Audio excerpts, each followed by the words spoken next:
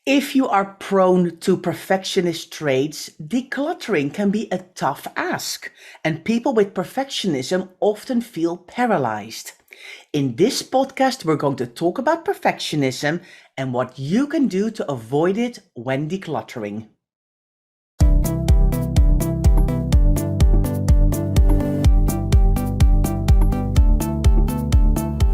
You're listening to the Declutter Hub podcast, bringing you tried and tested, no-nonsense tips and advice from the leading experts in decluttering and organising your home. Now here are your hosts, Ingrid Jansen and Leslie Spellman.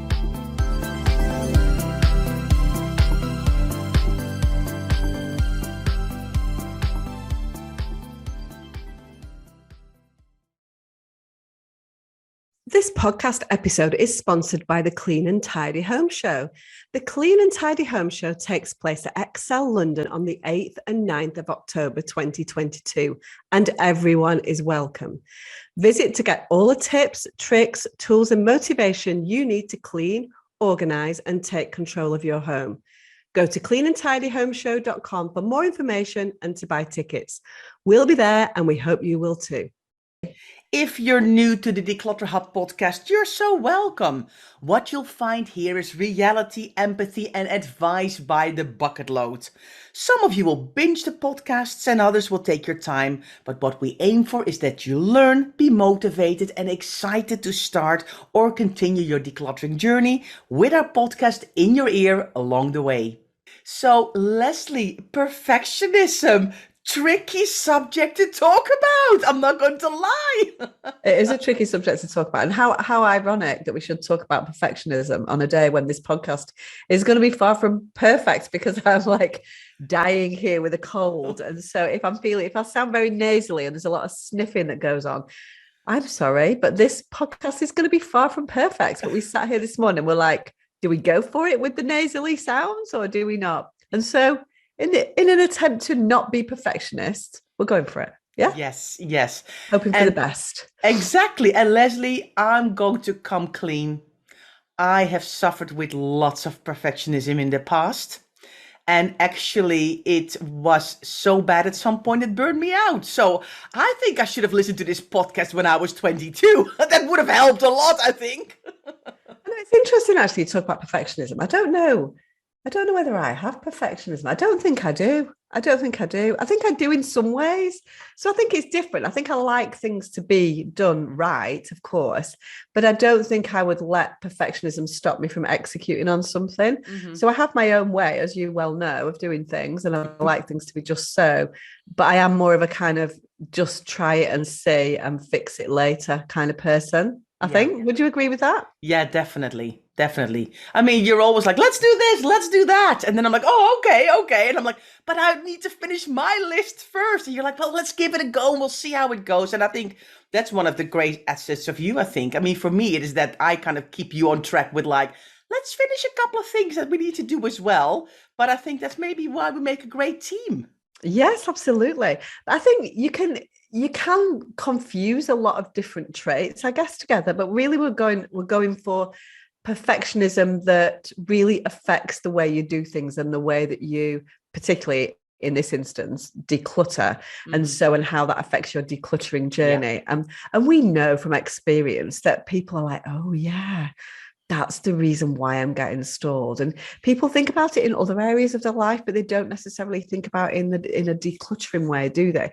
So we want to bring to your attention some of the things that we believe are perfectionist traits, and maybe some examples and solutions and that kind of thing of how we think you can avoid it when it comes to decluttering. The bottom line is, spoiler alert, we don't think you should be perfectionist when it comes to decluttering. That's it in a nutshell. We could stop the podcast here, but let's delve into it a little bit deeper, shall we? And see whether any of these traits resonate with you. So first things first, Ingrid, I think one of the big traits that there is when it comes to perfectionism is kind of having an all or nothing thinking. And what I mean by that is that you want to do either the whole room or none of it. So unless you can achieve the whole room or sometimes the whole house, if we're perfectionists here, we're not going to do it at all. What do you think? Yeah, I think we definitely see that a lot. And I think what happens is that people get stopped in their tracks because it's almost like I need to find the perfect moment in the perfect weather, in the perfect when nobody's here, when nothing can interfere with my life, doesn't get in the way. I'm gonna do it everything, the whole room, like you said, or well, I can't do that because not everything is perfect. The conditions are not 100% perfect for me to do this, so I can't do it. Yeah, exactly. And I think what we would say about that, and we're all about breaking things down. And so we absolutely are not an all or nothing sort of scenario. We are just take it one little step at a time, do one drawer at a time, do one shelf at a time, celebrate those wins along the way and see how you get on. So I think breaking it down is everything, because if you have this all or nothing, it will undoubtedly be nothing that happens. And for perfectionists, that is what happens. It's nothing that happens because they're being so perfectionist. And so really think about that and think about whether this all or nothing thinking is the thing that's stopping you in your tracks. Ingrid, one of the other things that I think is definitely a trait of perfectionism is that people are highly critical of themselves and the mistakes that they are making, the imperfections in that decluttering journey, and also not just themselves, but also others. And that can be equally paralyzing, can't it? Because a decluttering project can grind to a halt if we are constantly seeing the mistakes that we're making, because we will make mistakes, won't we? Mhm. I think people beat themselves up when they make a mistake instead of taking the learning from it. They're being hard on themselves. They're being critical of themselves. Well, why did I make that mistake? Why did I do that? Why did I not foresee this thing coming? Instead of going, okay, yeah, that didn't work really well. Okay, how am I going to solve this? Or what am I going to do next? Or how can I avoid this another time so I don't fall in that trap? But I think they kind of can stick in their head. They can stick with it and go, well, that was stupid, or wow, and kind of keep perpetuating that. Yeah, exactly. And the problem with that is that we have in the declutter, we have a cycle of success. And we know that however small the project is that you're doing, you need to go around that whole cycle and get to the stage, which is finish and enjoy, because that finish and enjoy stage is what's going to make you get up tomorrow and do another one if you've got a big project to do. And at the end of the day, decluttering doesn't stop. It's a continuous process, isn't it? Sometimes we might go hell for leather on it, and sometimes it might not be so bad. But generally, when things come into our house, things that need to leave. And so decluttering is a permanent cycle. So I think it's really about looking at those mistakes, as you're saying, with learning from them, thinking, right, okay, I really struggled with that decision today. Maybe that was too early in this journey for me to look at that particular item. So if I come across something like that again, I'm going to put it off to one side and I'm going to deal with that later on in my decluttering journey when I feel I can make those decisions a little bit better.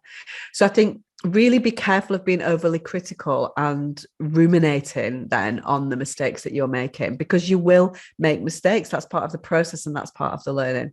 Yeah, I think that's life anyway, Leslie. I mean, we do make mistakes along the way, and that's we take our learning moments from it, and it's how we move on after that, isn't it? And I think it's so important to celebrate those small wins, and also to balance that out with we've done something well. Hey, well done, me. Go me. I've done this really well, instead of only picking up the stuff that we don't do well.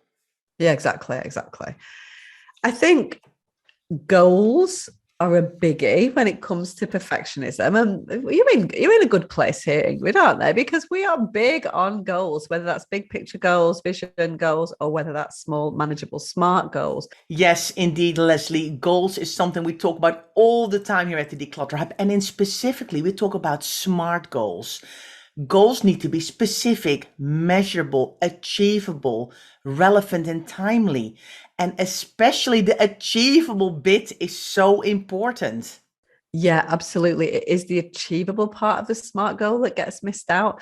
And that links back then into what we were talking at the beginning of the podcast, which is about this all or nothing. And so we really need to look at the goal. Is it achievable? That if you don't make an achievable goal, you're going to, in your words, fail and not be able to move on. And that is what's going to paralyze you again. So it's really important to think about that achievable part of the goal. Always think about those goals, break them down. We talk a lot about planning for a decluttering project, and you need to really think about the achievability of a goal. Now, another thing, Ingrid, that I wanted to talk about when it comes to goals is that perfectionists tend to be very focused on the goal or the result. Yeah. And so they don't enjoy the process. And so when you want a sustained decluttering journey, we've already talked about it being a cycle and something that kind of never goes away. Sadly, it's not a one-off project. We need to enjoy the process. We've got so many people, haven't we, in our membership, where decluttering has almost become a hobby. Do you know what I mean? They love it so much and they love the feeling that it gives them and the method of organization and creating something that's really sustainable in the home, that it's become a hobby. They definitely are enjoying the process because ultimately, Ingrid, we are growing and thriving and that's what it's all about. And so, it can be a hobby, it can be enjoyable. Let's create a new kind of movement towards decluttering being a hobby. What do you think, Ingrid? Well, I mean, I'm in. I'm in. I love it anyway. So for me, it is a hobby. But I think if you get stuck on the goal and you don't enjoy the journey to get there, it's like when you go traveling, Leslie. If you're only focused on where you're going and what you're going to do there, you're gonna not focus on the way to travel there. You're gonna miss out a whole part of your holiday, I I mean, think. to be fair, do you think that sitting on a plane, like, you know what I mean, with a sort of plastic sandwich is really good fun? I'm not sure. I'm not sure about that analogy, Ingrid, or a 12-hour car journey. Yeah, You but I mean, definitely focused on you know what I getting. think? When you're in a car, you can look around and the landscapes and the different people and Yeah, the but it gets a how. bit tiring after a while. You know what I mean? I mean, I hear you, kind of. I'm like, I'm not really buying into that, actually. I'm definitely like, get me on that plane, get me to the side. Unless you're in business class or something, then it might be different. Then you might enjoy the journey or chauffeur driven. But actually, if you're in economy and it's like a 10-hour flight, then it's not really that enjoyable. But I might be wrong, Ingrid. I I could just don't know. imagine you like sitting, looking out your window. I'm like, this is amazing. 6 hours in as we're going through like northern France. Yeah, But anyway, yeah, I do enjoy that. I do enjoy that. I think it's part of maybe switching off of the daily work and home and all of those things and kind of going, I'm actually, I'm on my way to see something else, to experience something else. And I think that's for me, I think that's really part of the holiday. It's like preparing for a holiday. A lot of people don't find it fun, but I think, you know what? It's all a part of the excitement of the trip. So it maybe. didn't sound like it. Ingrid, I'm sorry. You were looking at the lorries on the road in Kent and taking pictures of them. You got turned away on the ferry when you were coming back. I'm not buying into your enjoyment. I mean, you might be saying it, but I'm not so sure. But anyway, I'll Okay, leave well, you in your maybe it's a little. bad example then, but okay, all right. So let's get it back to decluttering then. You can't only hold the end goal in sight because it's going to take a lot of small steps to get there. And if you feel you're only focusing on the end, you're missing the whole way there and the mindset changes that happen when you're decluttering and the learning that you're doing and the progress that you're making and the things that you're moving yourself forward. You're so right, Ingrid, that it's about that mindset change, and you need to enjoy that along the way. You need to see the progress that you're making with your mindset and not just with your stuff.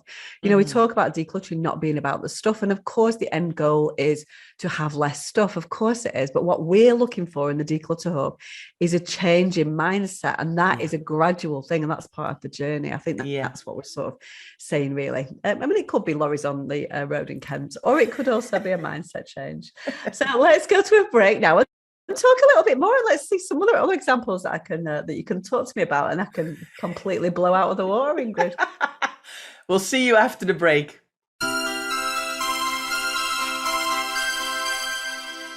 Hi, just a little break from this week's podcast episode to ask you a question.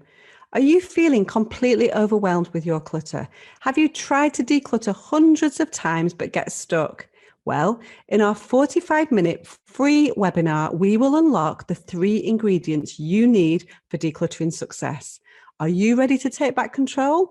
All the details you need are at declutterhub.com/3-ingredients. Hi everyone, welcome back after the break. And we are talking about perfectionism and how it can stop you in your decluttering tracks. And we've talked about 4 different traits already before the break. So let's talk some more. Leslie, what's the next one we wanted to talk about? I think one of the traits that I see quite regularly as well, or we see certainly in our members and with our clients, is that perfectionists tend to be really, really hard on themselves, and not just on a one-off basis, but in a sustained way. So they're continually hard on themselves and just don't let that go at all. So it's not like wallowing, it's not wallowing, that's the wrong word, but like really sort of perpetuating and carrying on those negative feelings when the expectations that they had have gone unmet. And so they've set this goal which has been unachievable. They haven't then met that goal, and then they beat themselves up over that on a prolonged basis, and really, really struggle to move on. So people are unnecessarily hard on themselves. So how would we counteract that? What do we think about that at the Declutter Hub, Ingrid? Well, Leslie, I think one of the main things that is so important to have in your life is kindness, and not for other people alone, but also for yourself. I mean, during the break, we told you about the webinar we had, the 3 key ingredients for decluttering success. And kindness is absolutely crucial, because when you're kind to yourself and you give yourself some grace, you can also then say, okay, I might not have done this exactly how I wanted to, but it's better that I've done something than nothing at all. Yes, it was a busy week, but I still found 10 minutes to do something instead of going, well, that was rubbish. I haven't done anything at all. It's all about recognizing what you have done instead of all the stuff that you haven't done. Yeah, and I think it's about recognizing that as a perfectionist, sometimes you need to be told that these things happen before you can learn from them and try and counteract them, haven't you? So you've got to be aware. So awareness is the first stage.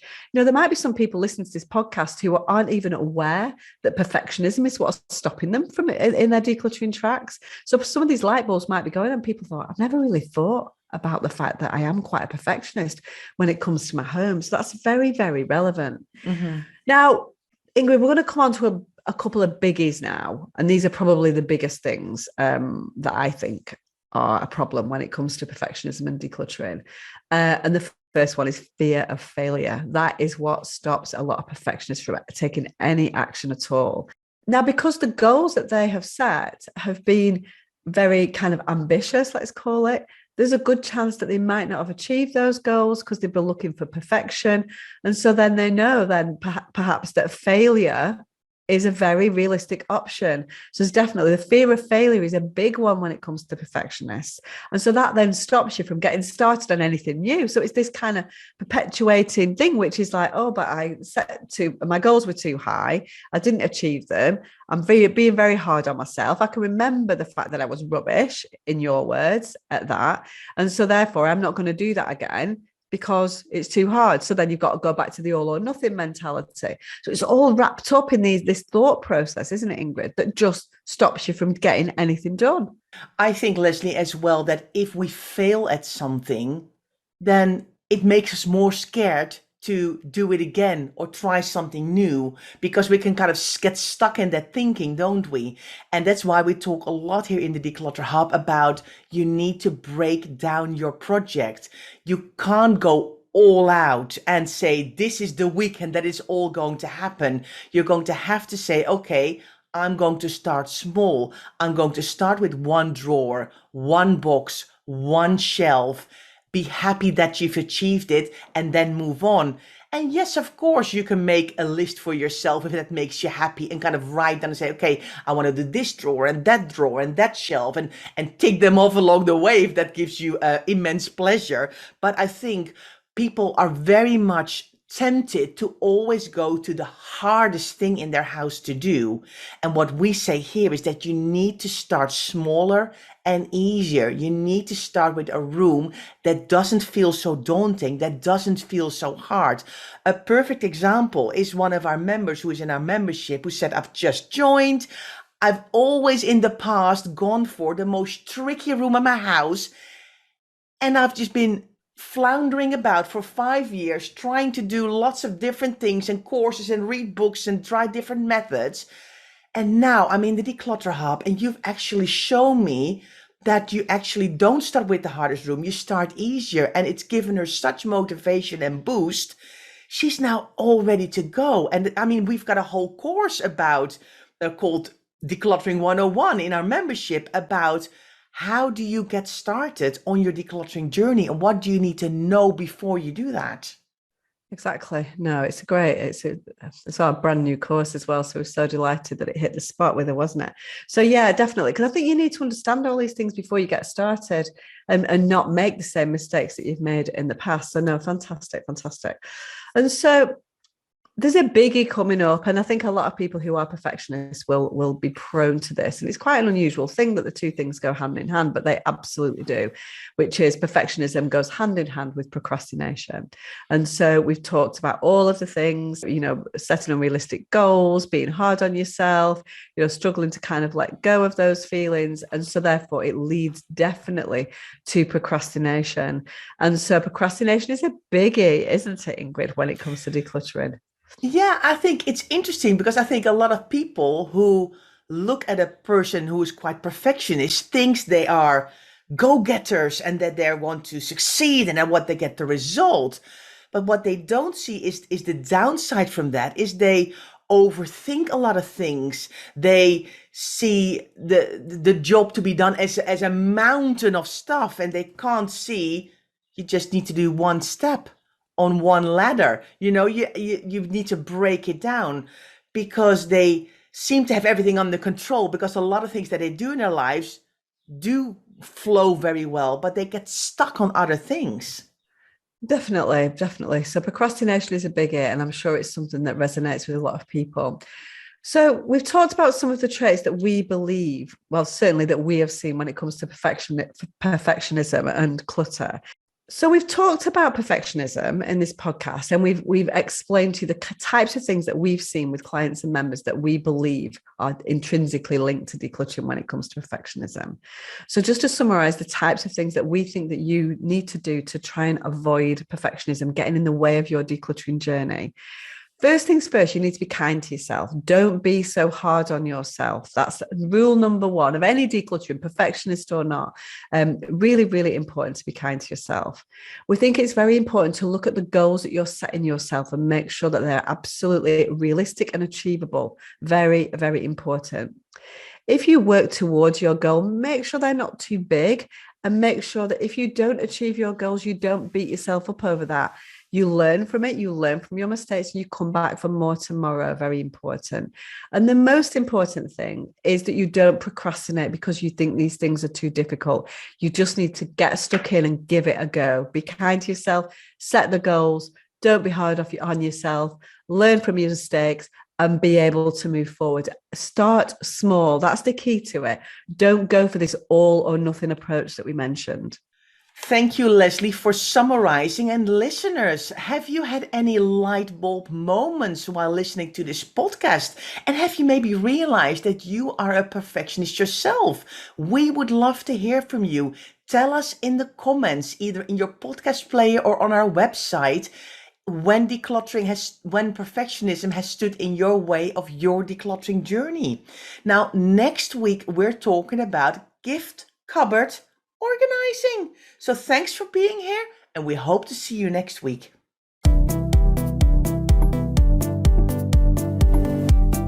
Thanks so much for listening to the Declutter Hub podcast. Don't forget to subscribe to us in your podcast player so you don't miss an episode, and we'll see you next week.